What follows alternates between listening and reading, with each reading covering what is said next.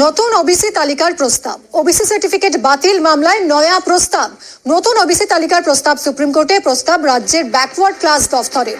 নতুন ওবিসি তালিকায় 3 মাস সময়ের আর্জি জানিয়েছিল রাজ্য, আর রাজ্যের সেই আর্জিতেই সায় সর্বোচ্চ আদালতের। অর্ণবের সঙ্গে কথা বলবো। অর্ণব, সুপ্রিম কোর্টের কি পর্যবেক্ষণের বিষয়?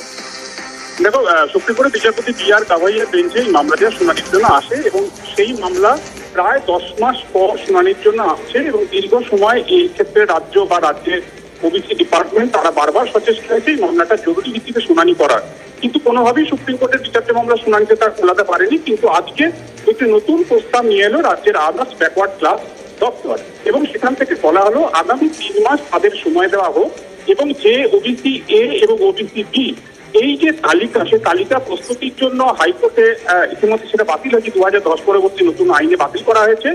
এই পুরো বিষয়টা অর্থাৎ ওবিসি এ এবং ওবিসি বি তালিকাতে কারা থাকবে না থাকবে সেই মর্মে তাদের সার্ভে সেটা চলবে।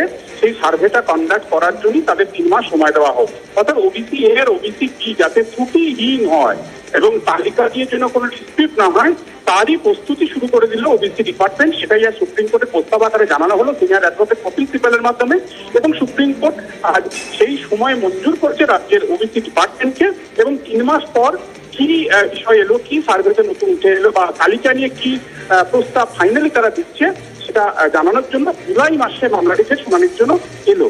2024 সালের মে মাসে যখন এই ওবিসি প্রায় 12 লক্ষ সার্টিফিকেট বাতিল হয়ে গেছিল, তাতারাতি স্বস্তির ক্ষেত্রে একাধিক যারা প্রকৃত ওবিসির জন্য দাবিদার সার্টিফিকেট পাওয়া তারা যেমন বঞ্চিত হচ্ছিল, একই সঙ্গে রাজ্যে বিভিন্ন নিয়োগ প্রক্রিয়া যেগুলো নতুন করে শুরু করার কথা সেই নিয়োগ প্রক্রিয়াও সংরক্ষণের জটে সেগুলো আটকে যাচ্ছিল।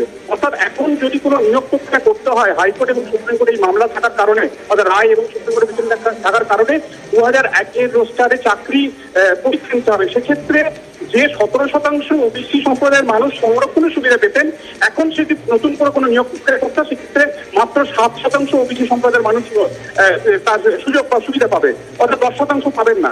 এই যে একটা সামগ্রিক জট তৈরি হয়েছে সেই জটটা কাটানোর জন্য ওবিসি ডিপার্টমেন্টের তরফে নতুন প্রস্তাব সুপ্রিম কোর্টে এবং সেই তার জন্য 3 মাস সময় চেয়ে নেওয়া এবং সময় মঞ্জুর করলো সুপ্রিম কোর্ট।